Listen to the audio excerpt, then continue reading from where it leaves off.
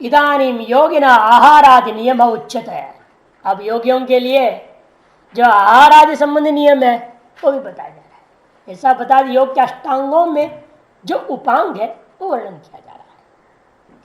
वो भी पहले व्यतिरिक्त मुख से कहेंगे, फिर अन्वय मुख से, पहले निषेध मुख से, फिर विधि मुख से कहेंगे। पहले निषेध मुख से बोल रहे हैं, नात्यष्टतस्तु योगोस्ति न चैकांतम अनश्नतः न चात्य स्वप्नशीलस्य जागृतो नैव चार्जुन। नात्यष्टतस्तु योगो अस्ति, अति अष्टतः, अति भोजन करने वाला, अधिक खाने वाले को योग कभी प्राप्त नहीं हो सकता। और न चैकांत मनस्वता, बिल्कुल नहीं खाने वाला जो, उसे भी नहीं हो सकता। एकांतम अनुष्ठित, नियमित रूप से न खाने वाला जो होगा उससे भी योग सिद्ध नहीं हो सकता। न चाच स्वप्नशील, और अधिक सोने के स्वभाव वाला जो अधिक सो रहा है, कमरे में सोता है, रात में सोता है, पाठ में सोता है, दिन में सोता है, जहां बैठा वहां सोता है, ऐसे आदमी कहां से योग होने वाला। नादि स्वप्नशील जागृत नैव चार्जुन, इसी और ज्यादा जगे रहने वाले को भी योग सिद्ध नहीं होने वाला। बहुत ज्यादा जगेगा उसका भी तबीयत खराब हो जाएगा, उसका भी जो है योग सिद्धि नहीं हो सकती, योग प्राप्त नहीं हो सकता। भाष्यकार कहेंगे इसमें अनेकों उपनिषद भी है, मंत्र भी है, इस संबंध में बताएंगे। क्योंकि नारद मैंने महानारायण उपनिषद 5वां अध्याय 2 मंत्र में कहते हैं, अत्यशन्नादति पानाद यच्छोग्रात प्रतिग्रहात, अति अशनात, अति पानात, केवल खाना नहीं, ज्यादा पिएगा तो भी खराब करेगा। ज्यादा पानी पी लेना भी नुकसान, ज्यादा न पीना, कम पीना भी नुकसान है, ज्यादा खाना भी नुकसान है, कम खाना भी नुकसान है। और यच्च उग्रात प्रतिग्रह, और जो उग्र जाति वाले, नीचे नीच जाति वाले लोग, उग्र एक जाति विशेष, उनसे प्रतिग्रह करना वो भी आपके साधना में बाधक हो, सात्विक वृत्ति बनेगी नहीं, आपकी वृत्ति भी तामसी हो जाएगी। इस तरह से महानारायण उपनिषद 5:2 में कहा। आहार के बारे में श्लोक भगवान स्वयं दे रहे हैं, भाष्यकार देखते हैं। नात्यष्टतः आत्मसंमितम अन्न परिमाणम अतीत्य आष्णत अति अष्टता न योगो अस्ति। जो आत्मसंमितम अन्न परिमाणम, हर शरीर की अपना अपना अन्न का परिमाण जो आवश्यक है वो अलग अलग होता है। दूसरे का देखी देखी नहीं करने का, दूसरा खा रहा है 10 तो हम भी खाएंगे 10 तो खराब हो जाएगा, या दूसरा खाएगा तो मैं भी खाऊंगा तो आपका और भूखे रह जाओगे। इसलिए अपने अपने शरीर के मुताबिक आपका कितना माप है वो आप स्वयं निर्णय करना पड़ेगा। कैसे निर्णय होगा? एक दिन गले भर तक खा लेना, पूरा कंठ तक, और एक दिन डकार आने तक खाना। जब तक डकार आवे खाते जाओ, डकार आएगी। जो गले भरे तक खा लिया समझ लो अति अष्टता, अति हो गया। और डकार आने तक खाने का पूर्ण अष्टता, उसके आधा योग अष्टता। तो पूरा पेट भर गया मैंने डकार आता है। और योग करने वाले के, साधक के लिए, मुमुक्षु के लिए पूरा पेट भोजन कभी नहीं खाना चाहिए, आधा खाना चाहिए। तो आप इसको कम से कम महीना भर लगातार खाएंगे तब पता चलेगा, 1-2 दिन में निर्णय नहीं हो सकता कि किस दिन भूख ज्यादा लगेगी। खाने की परिस्थिति के ऊपर डिपेंड है, किस दिन कम खाएंगे, किस दिन कैसा होगा। एक सामान्य अंदाज आपको मिलने के लिए कई महीने लग जाएंगे। उसके बाद एक बार अभ्यास हो जाए, उतना खाते आपको मालूम हो जाएगा आधा पेट हो गया, अब और खाना नहीं चाहिए, अपने आप छोड़ देना। अपना तो इतने प्रैक्टिस हो गया है कि अब ज्यादा जा ही नहीं सकता है, डालना भी चाहिए तो नहीं जाता है, उतनी ही चाहिए, ज्यादा नहीं जा सकता। जिस दिन ज्यादा क्लीनिंग हो गया उस दिन 4,500 भले चला जाएगा, लेकिन ज्यादा क्लीनिंग हो चुका है तभी हो गया, नहीं तो 4 से ज्यादा नहीं। और दूसरा कोई आइटम आ गया फिर घटाना 2 घटाना पड़ जाता है, कई बार 2 घटाना पड़ जाता है। तो इसलिए कहते हैं यहाँ कि ये जो अभ्यास से आपको तय करना पड़ेगा, हमारा आधा पेट भरने का मतलब क्या, कितना खाने पर आपका पेट आधा, ये निर्णय आपको करना है। और उसको अतिक्रमण करके आपने कभी लालच से कुछ भी खा लिए तो उसी का नाम अत्यष्टता। न योगो अस्ति नचैकांत मनष्टता योगो अस्ति। और नियमित रूपेण बिल्कुल नहीं खाता है या बहुत कम खाता है, उसको भी योग प्राप्त होने वाला नहीं है। यदुह वा आत्मसम्मितम अन्नम तदवती तन्न हिनस्ति। शतपथ ब्राह्मण 9-2-1-2 9-2-1-2 साफ करे। यदि इस तरह से साफ साफ लिखा है, यद भूयो हिनस्ति तत् यद कन्यो न तदवती श्रुतय है।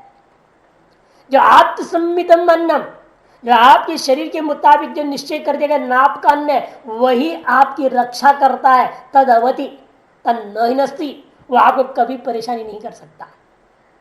यद भूयो, ज्यादा खाओगे तो हानि करेगा तत्, और यद कनियो, ये कम खाओगे न तदवती, और आपकी रक्षा नहीं करेगा, शरीर की रक्षा नहीं। ज्यादा खाएंगे तो शरीर का हानि, कम खाएंगे तो शरीर का रक्षा नहीं हो पाएगा सम्यक। यदि श्रुत है तस्माद योगी नात संमिताद अन्नात अधिकम न्यूनम व अश्नयात। कहने का मतलब यह है, इसे योगी को अपने आत्मसमित अपने शरीर के लिए नाप कर निश्चय कर लिया हुआ जितना अन्न है, उससे अधिक और उससे कम कभी नहीं खाना चाहिए। पहले तो नाप निर्णय करो, फिर सात्विक अन्न का निर्णय करो। कौन सा चीज आपके लिए सात्विक अन्न है और वह आपके साधना में उपयोगी है। पहले नाप निर्णय, फिर सात्विकता का निर्णय, फिर साधनोपयोगिता का निर्णय। 3 स्टेज में अन्न का निर्णय होगा। सात्विक तो अनेक आइटम है, चीजें हैं जो सात्विक है, लेकिन उनमें से भी कौन सा आपकी साधना में उपयोगी है, ये तो आपको एक चार्ट बनाना पड़ेगा। आज क्या खाए और उसका नतीजा कल क्या हुआ, कैसा रहा आपका मन, कैसा रहा शरीर, ये सारा आपको पॉइंट्स देखना है। सुबह इतना बजे इतना ये खाया, इतना पिया, उतना वो, जो भी आप खाते पीते सब हर घंटे पे लिखना है आपने।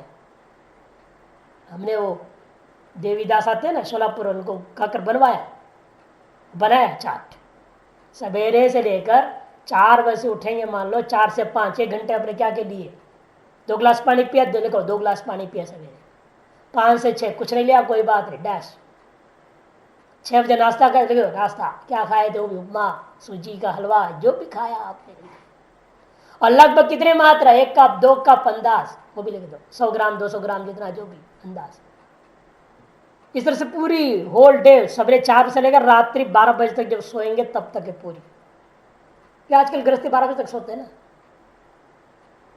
तो हम लोगों के लिए तो 10 बजे, 4 से 10, तो उनके लिए तो हमने 4 से 12 तक लिखा दिया। हर घंटे की हिसाब लिखते जाओ, आगे क्या खाया क्या पिया। फिर इसी तरह से अगला दिन आपका कैसे चला, मानसिक और शारीरिक स्थिति कैसी रही, शौच कितना बजे हुआ, 1 बार हुआ, 2 बार हुआ, 3 कौन से समय हुआ, सब लिखो। कितने मात्रा में लगभग गई, कैसा दुर्गंध था कि सुगंध था, रखो हिसाब किताब पूरी। अपनी ही शरीर का सारा डिटेल्ड होना चाहिए। अब वो मेंटेन करेंगे महीना 2 महीने में, आप देखो फिर बाद में कि क्या खाने पर क्या रिएक्शन हुआ था, अगला दिन मन कैसे रहा, शरीर कैसे था, सोच कैसे हुआ था, नहीं हुआ था, कितने बार हुआ, 1 बार में हो गया था आराम से फ्रेश कि 2 बार में हुआ। अब फिर उसको देखो, जिस दिन एक ही बार में सवेरे फ्रेश हो गया, मैंने वो सबसे बढ़िया भोजन थे उसके पूरे दिन जो आपने खाया है। दिन में 2-3 बार झपकना पड़े, क्या वो पशु है आदमी, योगी कहाँ से होएगा, पशु का काम है दिन में 2-3 बार करना इधर उधर है। 1 बार फ्रेश सवेरे हो जाए, कहानी खत्म, बाद अपने साथ में दिन भर अब इसी में लगे रहेंगे क्या, का पीछे दिन भर 36 बार। ये स्टडी होनी चाहिए, आप सेल्फ स्टडी और सेल्फ एनालिसिस करो, उस पर निरीक्षण अपना अध्ययन करके तय कर लिया भाई ये चीज हमें खाना चाहिए। उस हिसाब से आप अपना हर हफ्ता में निर्णय करो, सुबह सोमवार को ये चीज़ खाया जाएगा सब्जी, मंगलवार की सब्जी खाई जाएगी, बुधवार की सब्जी खाया जाएगा, कौन सी दाल खाएंगी, कौन सा वार, सब तय होनी चाहिए। उस हिसाब से चलेगा वो साधक जल्दी सफलता को प्राप्त करेगा। अरे सर स्वपाकी हो तो आसान है इसमें, नहीं तो मजबूरी आप लोग जब बना के खिलाएंगे वो हम लोग खाना है, क्या करें। यानी क्षेत्र में लाने वाला को क्या मजबूरी, उसको तो जो मिल रहा है उसी को फिर किस तरह सात्विक कैसे बनाया जाए, उसे कितनी मात्रा में लेना है, कैसे करने से क्या मिलाया जाए, ये सब देख कर हिसाब से उसको बना के खाना पड़ता है। मात्रा घटाओ कुछ करो हिसाब किताब, जैसे हम लोग को करना पड़ता है, कुछ चूर्ण रखने हैं इसलिए रखना पड़ता है, विरेचनी पंचकार चूर्ण ये चूर्ण वो चूर्ण, कभी हाजमुल्ला, क्या अगर जो खिला देते हो खा के आते तो फिर क्या करें, ये साधन में बाधक ना हो जाए, कुछ उसको देना पड़ता है तो जल्दी निकल जाए आराम से। कुछ हाजमुल्ला खिला देते हैं, फिर पंचकार चूर्ण देते हैं, विरेचनी दे देते हैं, ये तो साफ हो जाए। सबको करना ही पड़ता है, लेकिन सब भोग के लिए करते हैं, अपने साधन अकेले करना, इतना अंतर है। कौन बदहजमी चाहता है, भोगी भी चाहता है कि बदहजमी कभी नहीं चाहेगा। इसे कहते हैं कि वो अधिक खाना भी दोनों ही गलत बात है। अथवा योगिनो योग शास्त्र परिपटितात् अन्न परिमाणाद अतिमात्रम अष्टतो योगो नास्ति, अथवा योग शास्त्र में जो पठित है उस अन्न परिमाण से अधिक मात्रा जो खाएगा वैसा योगी को योग नहीं होता। इसका अर्थ योग शास्त्र में क्या कहा है, उक्तम ही देखो, अर्धम वसनस्य सव्यंजनस्य तृतीय मुदकस्य तु वायो संचरणार्थं तो चतुर्थम अवशेषयेत इत्यादि परिमाण। आधा पेट का 4 भाग समझ लो, 4 भाग में से 2 भाग मिला के आधा हुआ, आधा पेट अन्न, अन्न को देने केवल चावल चावल आधा पेट, फिर बाकी आधा पेट दाल सब्जी घुसा दूंगा, नहीं नहीं, इसलिए भाष्यकार बड़े सतर्क है, वो ऐसा श्लोक जान के दिया सव्यंजनस्य, व्यंजन सहित दाल चटनी पटनी जो भी है सारा सहित जो है, चावल सब्जी रोटी फोट जितने भी है थाली में जो कुछ भी सब मिला जुलू करके आधा पेट। ये नहीं कि केवल चावल चावल आधा पेट, अन्न लिख देना, अन्न मैंने चावल आधा पेट खाना चाहिए, फिर उसके अलावा बाकी रोटी दाल सब्जी मालपुड़ा सबसे भरो, ऐसा अर्थ नहीं करने। इसलिए कहते सव्यंजनस्य अन्नस्य अर्धम, तृतीयम जो तीसरा भाग है उदकस्य तु जल के लिए छोड़ना है, और चौथा भाग चतुर्थम वायु संचरणार्थम तो अवशेषित, चौथे भाग को सदा वायु का संचरण करने के लिए छोड़ना चाहिए। और खा के ऐसे हो जाते आदमी उठ ही नहीं पाता है, नहीं या वही लुढ़क जाए लेट जाए, श्वास भी कैसे चलेगा, बड़ा मुश्किल हो जाएगा आदमी का। हम लोग यहाँ नियम क्या है 8-16-32, 8-16-32 का नियम है। भोजन के बाद लेट जाओ सीधे, पैर को सीधा नहीं करना, पैर को गोड़ पे खड़ा कर देना, ट्रायंगल में लेट गए, पैर नहीं आराम में खड़ा रखते वैसे रख दिया, रख के 8 श्वास लंबा आराम से लीजिए, पूरी अंदर और बाहर छोड़िए, फिर दाहिने तरफ घूमिए 16 श्वास गिनिए, फिर बाएं तरफ घूमिए 32 श्वास गिनिए, उठ के खड़े हो जाओ, काम करो, कोई दिक्कत नहीं हो। अब लेट का खराटे ले रहे हैं, पशु भी नहीं खा के सोता इतना जल्दी है? आदमी होकर ऐसे करते। मनुष्य जन मिला साधन भजन करने के लिए, ऐसे आलस में टाइम बर्बाद करने के लिए थोड़ी है, बिल्कुल नहीं होना चाहिए। इसका पाठ में देखिए संन्यासोपनिषद में लिखा, संन्यासोपनिषद का 59वां श्लोक है, आहारस्य तु 2 भागौ तृतीयम् उदकस्य च वायो संचरणार्थाय चतुर्थम अवधारयेत्। ऐसा पाठ में कहीं पर ऐसा पाठ है, देखो नीचे आनगिरी में, पूरे अशनेनार्धम तृतीयम् उदकेन तु वायो संचरणार्थम तो चतुर्थम अवशेषयेत्। कुछ जगहों में पूर्व आधा श्लोक जो अलग है, उत्तरार्थ तो वैसे को वैसे ही है, कोई अंतर नहीं। पूर्वार्ध में पाठ सुनाता हूं, पाठ भेद 2 भागौ पूरे दन नहीं तो ये नहीं कम प्रपूरयेत्, ऐसे पूर्वार्ध का पाठ में अंतर है, उत्तरार्ध वैसे का वैसा है। इस तरह से जैसे जैसे जहां जैसा भी हो पाठ समझना चाहिए। इत्यादि परिमाणम, ये तो हो गया पेट का आधा पूजा बोल करके, बल्कि इससे भी खतरनाक कर दिया, ग्रास की गिनती कर दी। तुम्हारा आधा पेट हो पूरा पेट हो कोई मतलब नहीं, या खाली रह जाए उतना खाने से हमें कोई लेन देन नहीं। शास्त्र कहता है अष्टौग्रासा मुनेर भक्षा षोडशम वनवासी नाम द्वात्रिंशत् गृहस्थानाम यथेष्टम ब्रह्मचारिणाम। साफ कह दिया 8 ग्रास सन्यासी के लिए। ग्रास में क्या है?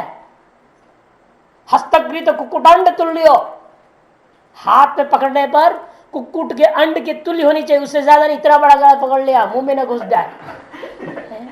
आप केरल वालों को देखो, केरल वाले बढ़िया खाते हैं, यूं करके गलप करके फेंक देते हैं। वो कुक्कुटांड साइज बनाते यूं करके फेंक देते, वो 1 ग्रास है। अष्टोग्रासा मुनेर बक्षा 16 वानप्रस्थी 32 गृहस्थी और जो कर्मयोगी ब्रह्मचारी, ज्ञान योगी ब्रह्मचारी नहीं। जैसे कैलाश वगैरह ब्रह्मचारी लोग कोई काम धंधा ही नहीं, शारीरिक कोई परिश्रम करते ही नहीं, उनके नहीं।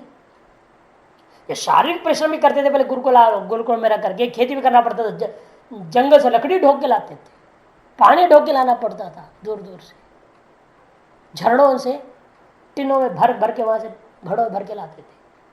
ऐसे जो मेहनत करते थे, मेहनत कश ब्रह्मचारी के लिए कहा यथेष्टम ब्रह्मचारिणा। वेदों को रट रहे हैं, इतना रटना पड़ते, चिल्ला चिल्ला के बोलते थे मंत्रों को, तो क्या होता है पेट जितना भी खाओ घंटे भर में स्वाह हो जाएगा। इसलिए यथेष्टम ब्रह्मचारिणा।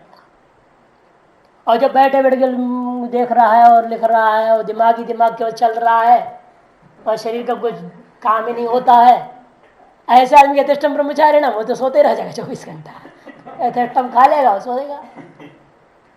उनके लिए नहीं यथेष्टम ब्रह्मचारिणा, वो तो पूर्व जमाने में गुरुकुलों की पद्धति के आधार पर लिखा जा रहा है यथेष्टम ब्रह्मचारिणा। दिमाग लगाने से खाने का थोड़ा फिर भी नहीं, उसमें आलस बढ़ता है। यथेष्टम खाओगे ना, यथेष्टम नहीं, बात यथेष्टम ब्रह्मचारिणा पर तो मैं टीका कर रहा हूँ, यथेष्टम पर मैं बोल रहा हूँ। इसलिए उनके लिए अर्धम ये वाला है, अर्धम उनके लिए ठीक है। आजकल के जो मेहनत कश वाले, बुद्धि से मेहनत कश कर रहे हैं, उसके लिए खाना की अपेक्षा अच्छे पौष्टिक आहार की जरूरत पड़ती है, उनके लिए अर्धम ये श्लोक ले लो। और नियमित नहीं करना, 8, 16, 32 के लिए नहीं जाना वहां। अच्छा, वायु से इत्यादि परिमाण तथा न च अति स्वप्नशील अधिक सोने वाले को भी नहीं हो सकता योगो भवती। नैव च अतिमात्रम जागृतो, अधिक मात्रा जगने वाले को भी नहीं होगा। अगले श्लोक की टीका में बताएंगे, फिर यहां पर भी आगे हम श्लोक सुना देंगे कि कितने सोना चाहिए। फिर जैसे आजकल लोग क्या कर रहे हैं, वर्ल्ड कप आ रहा है, रात भर जगे हुए महात्मा ब्रह्मचारी लोग भी, क्या पागल लोग हैं। उनके योग सिद्ध होगा क्या? रात भर जगे हैं। कौन सी शास्त्र ने लिखा कि वर्ल्ड कप देखने रात भर जग सकता है ब्रह्मचारी? स्वाभिमान नहीं, दुराभिमान, मूर्खाभिमान है, मूर्खों का अभिमान है। जिसमें अभिमान नहीं करना चाहिए उसमें अभिमान कर रहे हैं बेमतलब। जहां अभिमान करना है वहां तो नहीं करते, वहां पीछे हट रहे। जहां लड़ो कश्मीर में हिंदू होकर, हिम्मत हो जाओ, वहां गोलियां सहन करो, स्वाभिमान दिखाई पता लग जाएगा तुम्हारे हिंदुत्व की। देश का अभिमान है तो जाओ उधर। कितना जमीन छीन लिया पाकिस्तान में, कितने लोग वहां देशाभिमान वाले जा रहे हैं। क्रिकेट देखने देशाभिमान होता है, ये मूर्खाभिमान तो रह गया। जहां जरूरी है वहां तो कुछ नहीं करते, सब चोर बन जाते, घर में छिप जाएंगे। नाति मात्रम जागृतो योग भवति चार्जुन, इसलिए कहा रात्रिर्भाग त्रयं कृत्वा प्रबुद्ध प्रथमान्तयोः प्रस्वपन मध्य में भागे योग योग्य प्रजायते। स्मृतिकार कहते देखो, रात्रिर्भाग त्रयं कृत्वा, जो रात्रि है 12 घंटा सूर्यास्त से सूर्योदय, यह रात्रि है। इस 12 घंटे को 3 भाग कर दो, माने 4-4 घंटे के 3 भाग। प्रबुद्ध प्रथमांतयोः, प्रथम और अंतिम भाग, पहला का 4 घंटा, अंतिम के 4 घंटा क्या करना है? जगे रहना है। सूर्यास्त से 4 घंटा जगे रहो, और सूर्योदय से पहले 4 घंटा जगना है, बीच के 4 घंटा प्रस्वपन मध्य में भागे, बीच के 4 घंटा सोना है। तब योग योग्य प्रजायते, वही योग्य योग्य उसकी बुद्धि उत्पन्न हो जाएगी। तब उसकी बुद्धि में योग का सामर्थ्य आएगा, मन में योग का सामर्थ्य आएगा। नहीं तो बुद्धि और मन तमोगुण में ग्रसित हो जाएगा, रजगुण से ग्रस्त हो जाएगा। लेकिन इसमें संशोधन थोड़ी कर लेनी पड़ती है कलयुग के अनुसार, युगानुसार अंतर्गत स्मृतियों का भी। इस युग में क्या है, आपके शरीर के अंदर क्षीण शक्ति है, आहार भी क्षीण शक्ति वाले हैं, सब कुछ क्षीण शक्ति है। उस शक्ति सामर्थ्य को देखते हुए इस शरीर को ज्यादा समय विश्राम की अपेक्षा है। क्योंकि जो यौगिक तरीके हैं शरीर को विश्राम कराने का, जैसे योग निद्रा वगैरह, उनको आप समय कर नहीं पाते, न सीखे हैं न सिखा रहे हैं लोग, आम जनता नहीं जानती है सामान्य रूप में ना। उनके लिए 4 नहीं 6 घंटा मान लेना। इसे सोने मैंने रात्रि से 3 घंटा इधर, वहां उदय से 3 घंटा उधर, बीच के 6 घंटा सोना है। मैंने 6 बजे सूर्यास्त हो गया मान लो, तो 9 बजे आपको सोना चाहिए। 6 घंटा का मतलब वहां 3 बजे जग जाना चाहिए, नहीं तो 10 बजे सो 4 बजे जगो। हम यही करते, 10 बजे सोना 4 बजे। ये शरीर की स्थिति, डायबिटीज है, करना पड़ता है। 1 घंटा जबकि योग निद्रा करते करते सो जाते हैं, उसके बावजूद भी 6 घंटा उसका आराम की जरूरत है। ठीक 4 बजे से पहले लगभग उठ जाता है।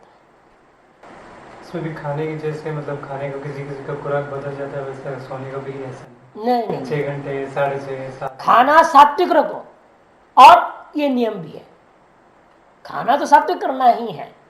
नहीं मतलब क्वांटिटी का जैसा फर्क, क्वांटिटी बोलते अर्धम, वो तो बढ़ेगा घटेगा ही नहीं। हाँ तो वैसे ही उतना ही है। इसमें नहीं होगी, नहीं इसमें वही नियम बना दे, उतनी ही। मतलब सबके साथ हाँ, क्योंकि आप जैसे आहार का संयम कर देंगे ना, शरीर का परिश्रम का भी संयम, आगे के युक्त आहार विहार से युक्त चेष्टा से कर्मसु, जब आहार विहार सबका संयम हो जाएगा, थकेगा कैसे ज्यादा? किसका शरीर ज्यादा थक जाएगा, किसी का शरीर कम थक जाएगा, ऐसा कैसे होगा? कम थकना, ज्यादा थकने पर आधार पर ही तो ज्यादा विश्राम की जरूरत पड़ेगी। लेकिन जब सबका आपने संयम कर दिया तो उतनी ही तो आपका थकान होगी, ज्यादा तो नहीं होगी। इसलिए इसका सख्त कर दिया, 6 घंटा करीब, उससे ज्यादा होना ही नहीं चाहिए। से दिन में सोना बिल्कुल ही मना। जब रात में 8-8 घंटा सो रहे हो तो फिर दिन में कहाँ को सोना है? 6 घंटे के जब 8 घंटा मार लिया, वही एक्स्ट्रा 2 घंटा कर दिया। और फिर इधर भी फिर योग कहाँ से होना है, साधना कहाँ से होनी है? यही स्वामी जी बार बार रामाजी महाराज जी बोलते थे, जब लोग आते थे ना, बस महाराज को साधना बताओ, को तपस्या करो, भजन करो, कुछ बताओ हमको क्या करना है, क्या होता है जब तब कर रहा बोलते हो, बताओ क्या करना है। स्वामी यही कहते, पहले तुम सोना कम कर दे, बाद में मेरे पास आना, खाना पीना कंट्रोल कर दे, तब आना मेरे पास। तुम पहले अपने शरीर को, मन को साधना के योग्य तो बनाओ, जब तक के योग्य। पहले जब तक साधना बताए तो क्या फायदा होगा? तो कर तो सकता है नहीं, क्यों पूछते हो फालतू के? जब आहार विहार का संयम नहीं कर सकते हो, तुम साधक हो नहीं सकते। फिर साधना की चर्चा ही मत करो, बस साधना करो, पूछो ही मत, बस सेवा क्या करो, कर्म कांड करो, कर्म योग करते रहो, जो तुम्हारे बस की बात, आरती पूजा पाठ करते रहो, तुम्हारा अंतःकरण जितनी इस जन्म शुद्ध हो सके होने दो, साधना के लायक तुम हो नहीं। सब बोलते क्यों फालतू मेरा भी दिमाग खाता है, टाइम बर्बाद करेगा, अपने कर्मियों करो, जाओ वहां खेती वेती में कुछ काम करो, ऐसे बोलते गृहस्थी हो जाओ, उधर जाओ। नहीं नहीं भगत लोग उनको नहीं बोलते, जब हमेशा आते जाते भगत लोग जब पूछते तो ऐसे बोलते, नहीं लोग कुछ ना कुछ बोल के समझा के छोड़ देते थे। ये कि व्यक्ति अपने शरीर को पहले तैयार नहीं कर रहा है, मन को तैयार नहीं कर रहा है, बुद्धि को तैयार नहीं कर रहा है, और फिर साधना की सोचने से समझने से क्या फायदा होगा? ये कि आप एक बीज बोके रखो, किसी जन्म में ये काम आ जाएंगे, यही हो सकता है। इसे अगला श्लोक आरंभ होता है, देखिए तब कैसे होना चाहिए? युक्त आहार विहारस्य, युक्त चेष्टस्य कर्मसु, युक्त स्वप्नावबोधस्य योगो भवति दुःखः। युक्त आहार विहार जो निषेध मुख से कहते देखो, उसको आप विधि मुख से कह रहे, नात्यष्टता कह दिया और युक्त आहार कर दिया। और विहार के नहीं का कुछ अतिरिक्त भी यहां कहा जा रहा है, अतिरिक्त भी विधि मुख से, ना तो स्वप्नशील से कहते या युक्त स्वप्नावबोध से कह दिया।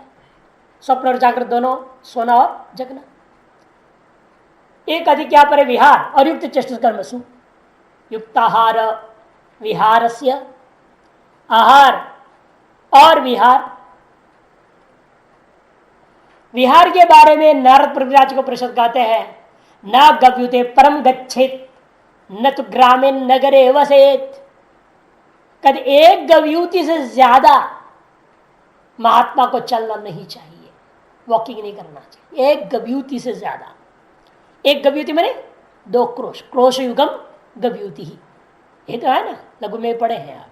2 कोर्स, 2 कोर्स का मतलब 1.5 किलोमीटर, उससे ज्यादा आदमी को चलना, 1.5 किलोमीटर 1.5 मील शायद बोलते हैं। 2 कोर्स का मतलब कितना बराबर कितना होता है? 6 किलोमीटर? नहीं नहीं नहीं, इतना नहीं है। 1 मील ही तो 5 किलोमीटर होता है, उससे कम होता है 2 कोर्स। 8 कोर्स का 1 मील बताया गया। 1 मील की 1/4, 6 किलोमीटर की मील लेंगे तो भी 1/4 कितना हुआ? 1.5 हुआ।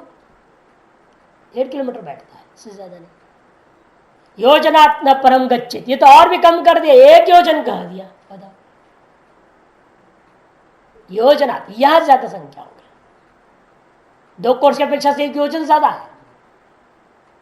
इसलिए हम क्या लेंगे इसको? अधिकतम नियम आंध्र बता रहे, न्यूनतम नारायण प्रभुराज को प्रश्न बता रहा है। न्यूनतम 1.5 कोर्स, अधिकतम 1 योजन। 1 योजन 10 किलोमीटर हो गया। 1 योजन,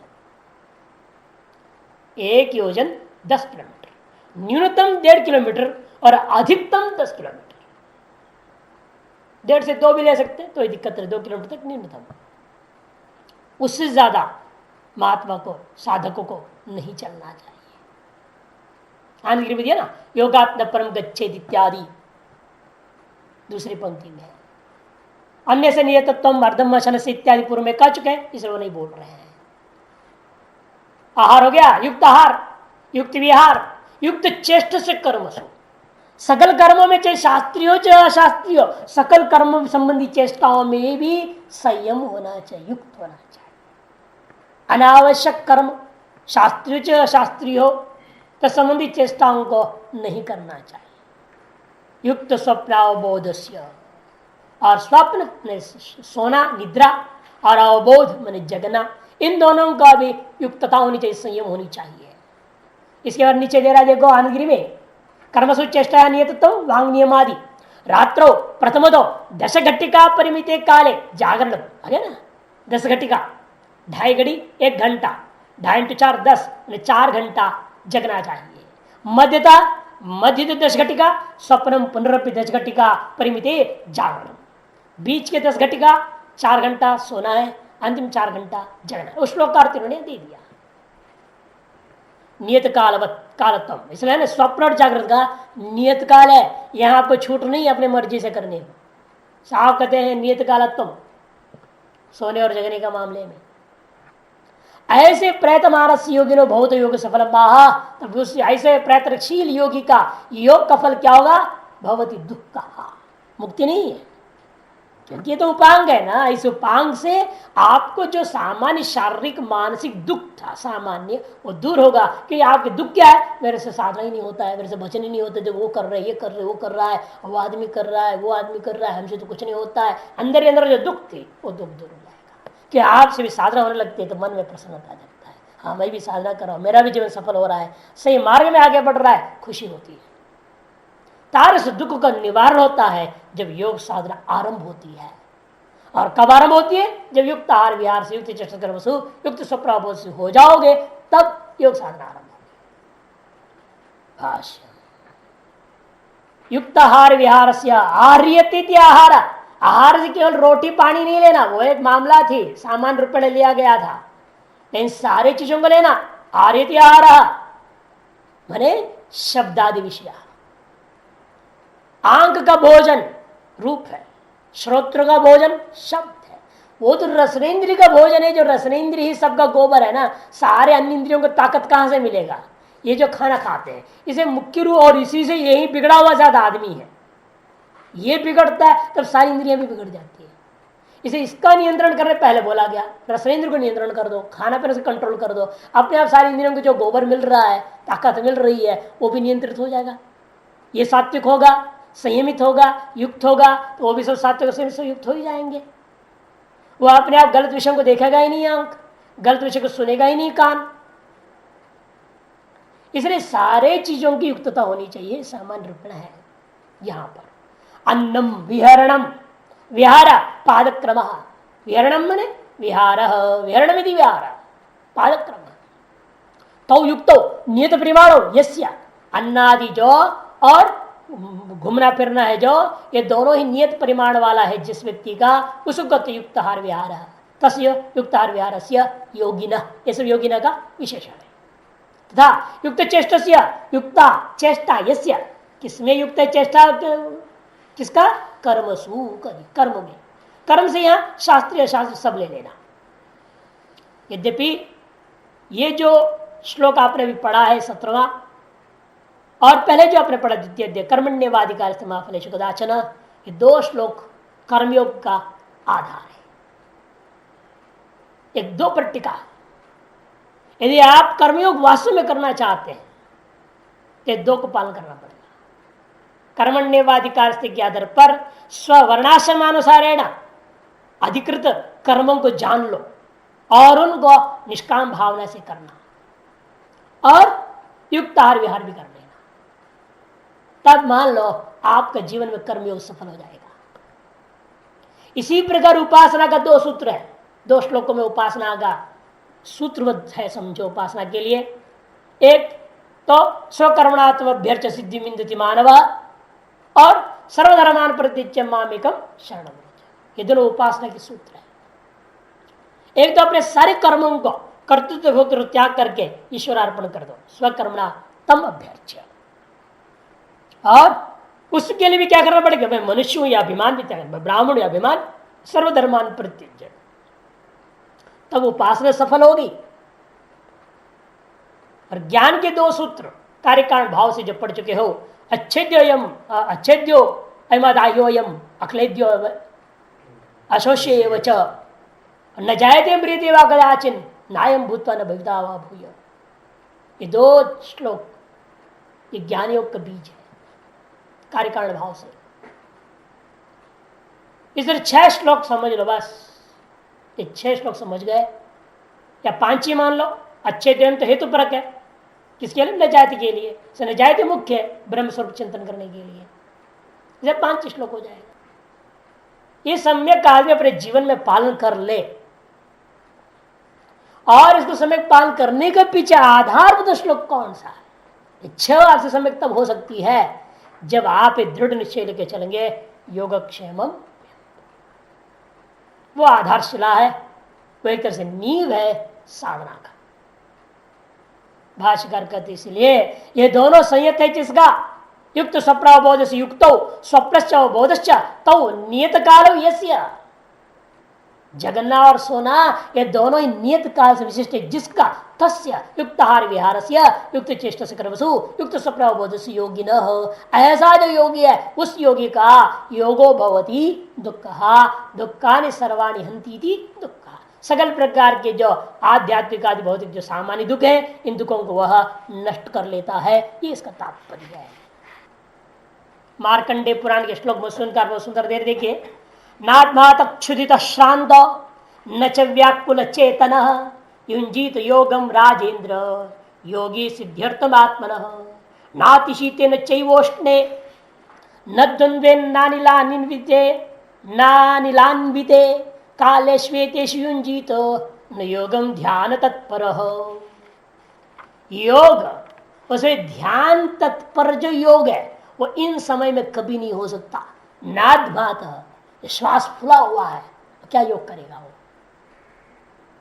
नक्षुजित भूखा है क्या ध्यान भजन करेगा, भूखे भजन हो तो गोपाल ले तेरी कंठी माला, कहावत है। न श्रांतो न च व्याकुल चेतन, थका हुआ आदमी है क्या ध्यान करेगा, जहां बैठेगा नींद आने लग जाएगी, थकान है। न व्याकुल चेतन, किसी कारण से व्याकुल चित्त, वो भी ध्यान नहीं कर सकता। योगम राजेंद्र न युंजित न अभ्यसित, ऐसे व्यक्ति योगाभ्यास नहीं करना, नहीं तो हानि हो जाए उससे जबरदस्ती करोगे तो। योगी योगम न युंजित, हे राजेंद्र आत्म सिद्ध्यर्थम मन अंतकरण शुद्ध्यर्थम योग को योगी अनुष्ठान न करे ऐसे अवस्थाओं में। और नातिशीते, अब तक ठंड है उसमें जाके बैठ गया बर्फ पे, कैसे करेगा वहां पे? इसे लोग गुफा के अंदर बैठते थे। नातिशीते न चैवोष्णे, अत्यंत गर्मी में भी नहीं हो सकता। न द्वंद्वे, जहां द्वंद्व है, अनेक प्रकार विरोधी स्थितियां हैं, वहां भी नहीं सकता। ना नीलान्वित, भयंकर वायु चल रहा है, तूफान चल रहा है, धूल मिट्टी कंकड़ साथ में चल रहे हैं, कचड़ा चल रहा है, वहां पर कैसे करोगे आप? एदेशु कालेशो योगम ध्यान प्रसन्न युंजीतो, ऐसा नहीं। इस प्रकार से अनेकों शास्त्र है जो अलग अलग बात कहते हैं। अच्छा, अब इससे आगे अथ अधुना सर्व संसार दुख क्षयकृत योगो भवति इत्यर्थ हो। एक श्लोक पंक्ति छोटी भाषा में, सर्व संसार दुख क्षयकृत योगो भवति, इसलिए इस प्रकार से कर्म क्या होता है? यह योग आपको कर्मयोग करा देगा, उपासना करा देगा, ज्ञान योग में ले जाएगा। इस तरह से योग धीरे धीरे धीरे आपको सकल संपूर्ण संसार दुख के क्षय का कारण हो जाता है। यह योग नींव मजबूत हो तो महल मजबूत रहेगा। ये नींव युक्त आहार वगैरह ये ठीक हो जाएंगे तो आगे सारा योग संपन्न हो जाएगा, मुक्ति प्राप्त हो सकती है।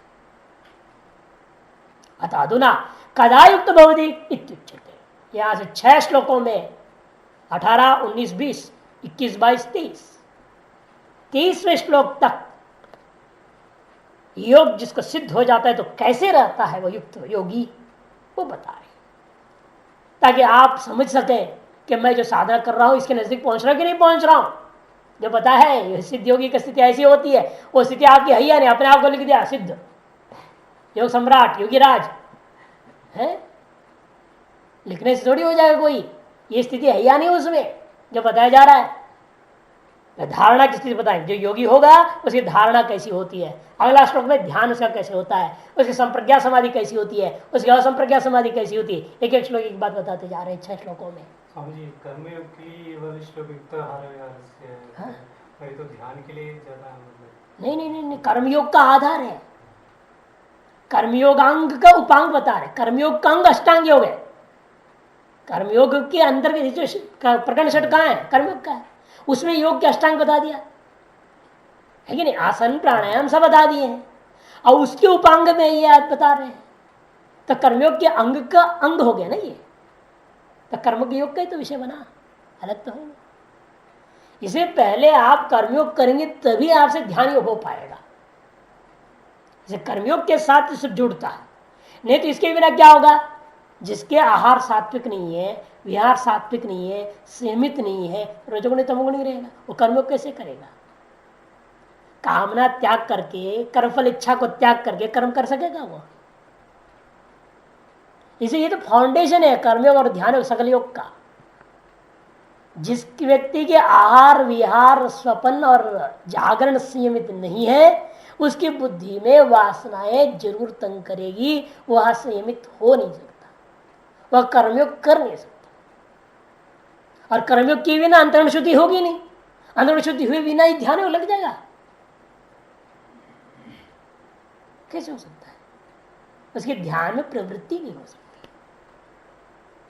तो दिखावटी ध्यान करेगा, भले जाएगा कोर्स अटेंड करेगा पैसा दे करके और आगे बैठ जाएगा गंगा किनारे, थोड़ी होना है ध्यान, उससे नहीं होने वाला। इसलिए ये चीजें बेसिक चीजें हैं, यहाँ बताया जो उपांग, इसमें पहले बताइए सब उपांग है। इसके द्वारा आपको कर्मयोग हो, कर्मयोग होने से आसन प्राणायाम ये भी चलेगी, दोनों तब साथ चलेंगे। ये योग ध्यान योग और कर्मयोग की तैयारियां साथ साथ चलती जाएंगी। जैसे कर्म करते जाएंगे वैसे अंतरण शुद्धि होते जाएगा, जैसे जैसे वैसे वैसे आपको प्रवृत्ति प्राणायाम में बढ़िया होगा, धारणा होगी, ध्यान होगा, समाधि की ओर आगे बढ़ेंगे। जब धारणा होने लगती है तब वो कैसे होती है वो बता रहे। यदा विनियतं चित्तम आत्मन्येवावतिष्ठते निस्पृह सर्वकामेभ्यो युक्त इत्युच्यते तदा यदा विनियतं चित्तम। इसलिए भाष्यकार अवतरण कहते रहते अथा अधुना कदा युक्त भवति इत्युच्यते। अब भगवान क्या बताने जा रहे हैं? युक्त कब होता है। इस योग को अपना करके युक्तार विहार को अपनाया, फिर से पूर्वकृत आसन प्रणाली को अपनाया, उसे पूर्वकृत कर्मयोग को अपनाया, इन सबको अपनाने का नतीजा वह युक्त हो जाएगा। और कब ये युक्त होगा, किस अवस्था में माना जाएगा वह युक्त हो गया है? कैसी स्थिति में? जब ऐसी धारणा हो रही है तो समझना वह युक्त है।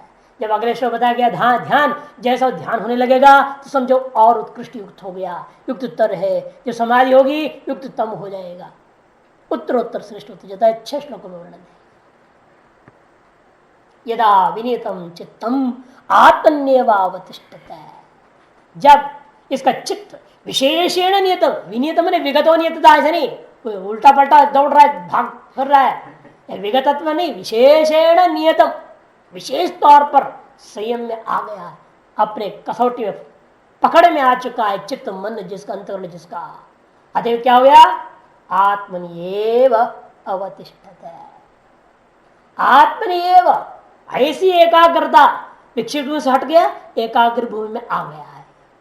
एकाग्र भूमि में आए बिना धारणा तो होगी नहीं। एकाग्र भूमि का मतलब एकाग्र हो जाना, मैंने एक धारणा ही क्या? देश बंध चित्त से धारणा, चित्त एक देश बंध गया, वही टिक गया, अवतिष्ठते। और टिकने के बाद उसी की धारा चलनी चाहिए, प्रत्येकता न था वो ध्यान, बीच में दूसरे आना नहीं चाहिए। वो अगले श्लोक बताइए था, आदि पूरी बात अस्तु से बताएंगे।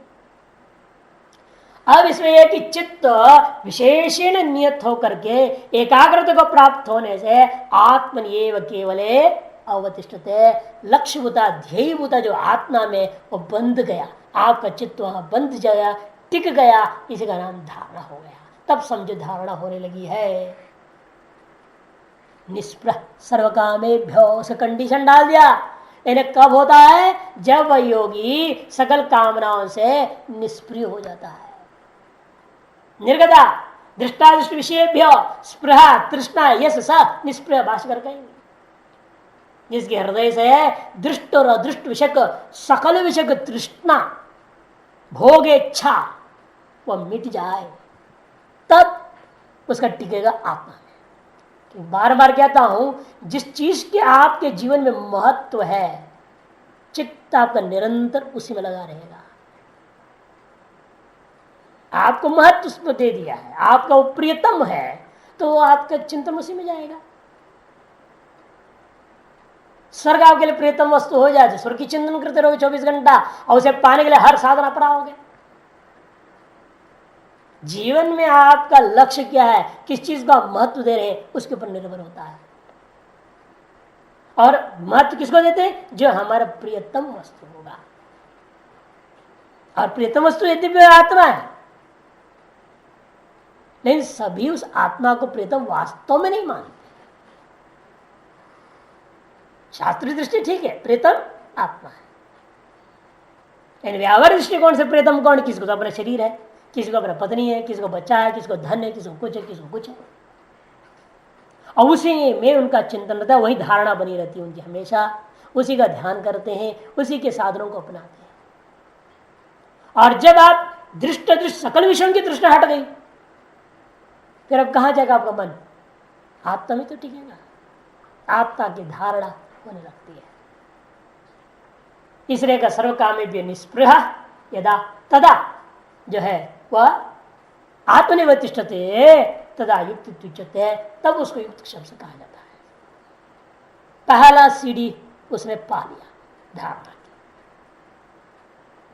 यदा विनियतम चित्तम विशेषेण नियतम, देखो भाष्यकार इसलिए जान की व्युत्पत्ति कर दे रहे हैं यहाँ पर, विगतो नियतत्वम कह दोगे गड़बड़ हो जाएगा। इसे विशेषेण नियतम संयतम एकाग्रता आपन्न, एकाग्रता को प्राप्त हो गया। क्या?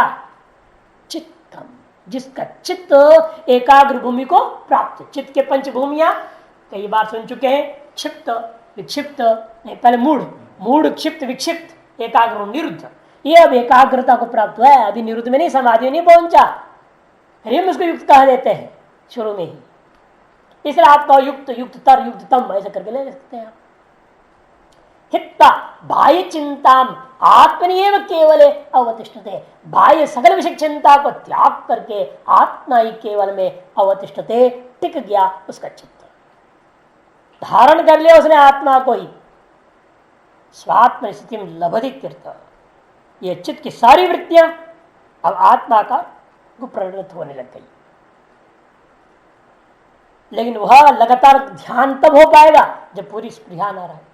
निष्प्रिया क्या करते वाचिका, निष्प्रिय का सर्वकामेभ्यो निर्गता, दृष्टा दृष्ट विषयेभ्य, सर्वकामेभ्य माने दृष्टा दृष्ट विषयेभ्य सर्वकामेभ्य निर्गता स्पृहा तृष्णा यस्य सो अग्नि योगिनः स योगी युक्त समाहित इत्युच्यते, उस युक्त कहते हैं, उसकी चित्त समाहित चित्त है ऐसा कहा जाता है। तदामनि तस्मिन् काले, उस समय कहा जाएगा।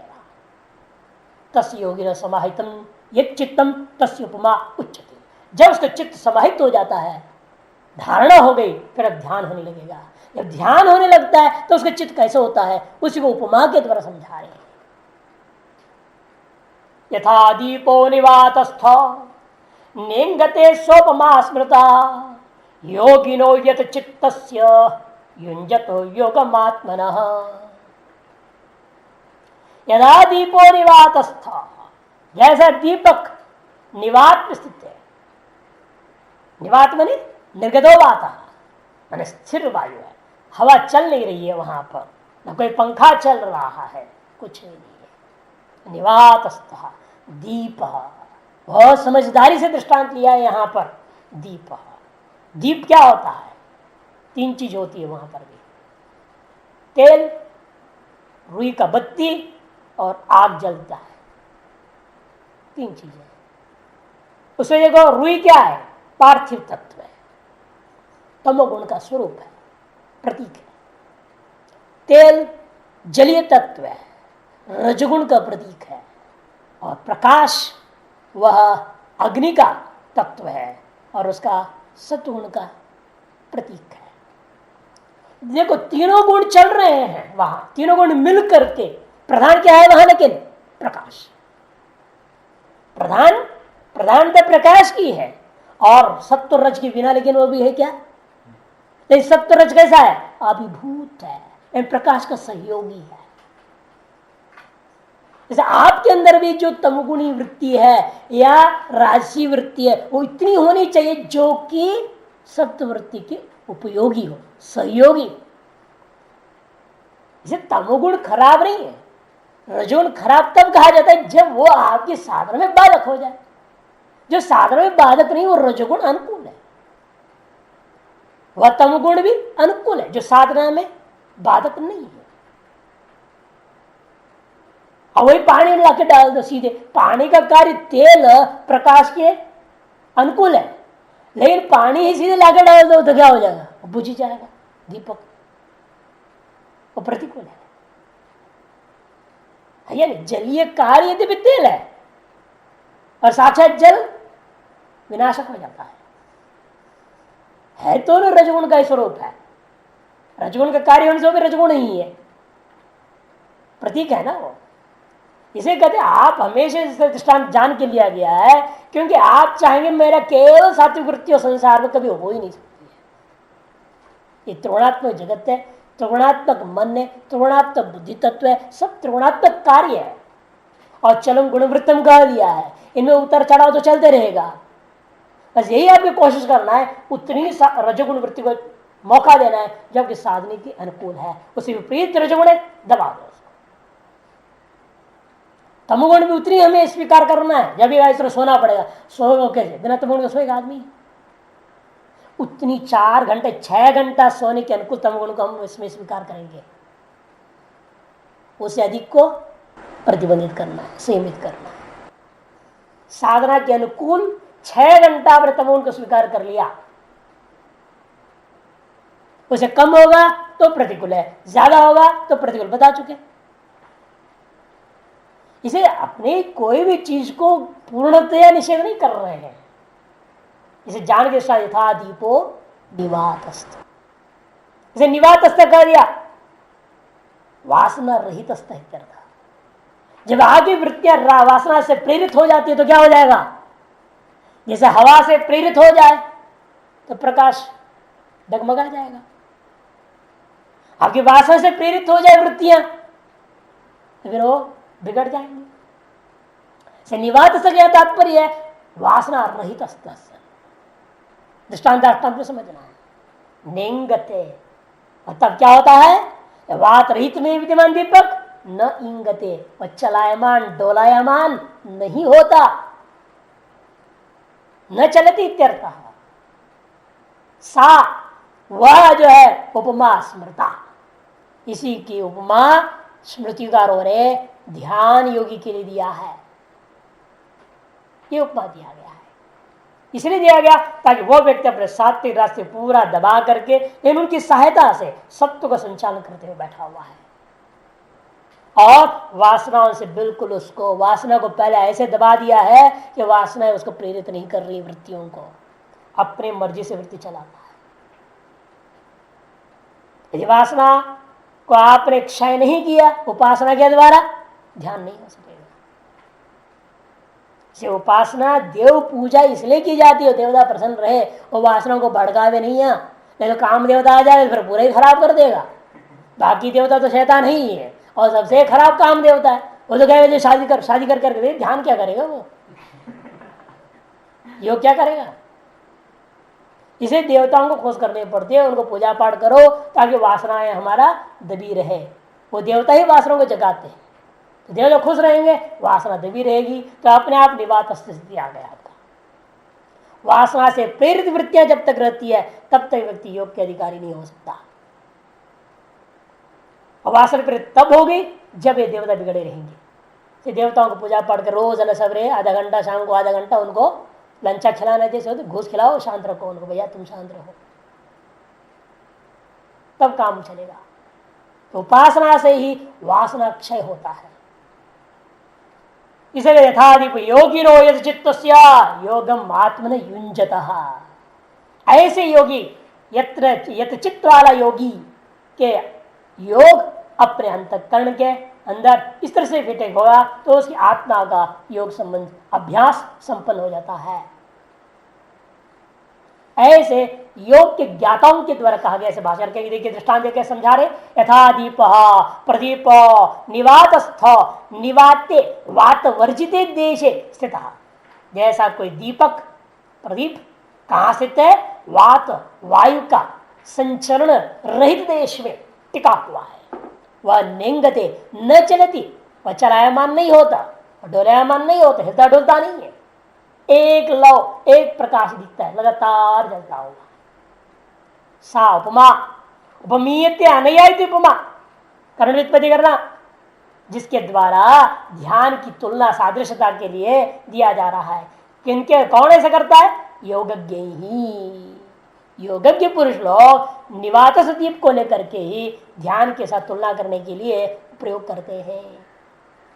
चित्त प्रचार दर्शी भी कौन है? योगज्ञ है, जो चित्त के वृत्तियों का प्रचार को देख रहे हैं साफ, वो बताते हैं तुम्हारे चित्त की वृत्तियां तब मानी जाएगी जैसे बात निवात दीप के समान होगा तो समझो तुम मेरे अंदर ध्यान हो रहा है, नहीं तो समझना ध्यान नहीं हो रहा है। चित्त के वृत्तियों के प्रचार चलन का प्रदर्शी भी, उसको देखने की सामर्थ्य रखने वाले जो लोग हैं, वृत्ति दर्शन के सामर्थ्य वाले जो योगी लोग, वो ऐसा वर्णन करते हैं। उनके द्वारा स्मृता चिंतिता या उपमा सा, उनके द्वारा चिंतित विचारित जो उपमा है ध्यानाकर वृत्ति के लिए वो यही है।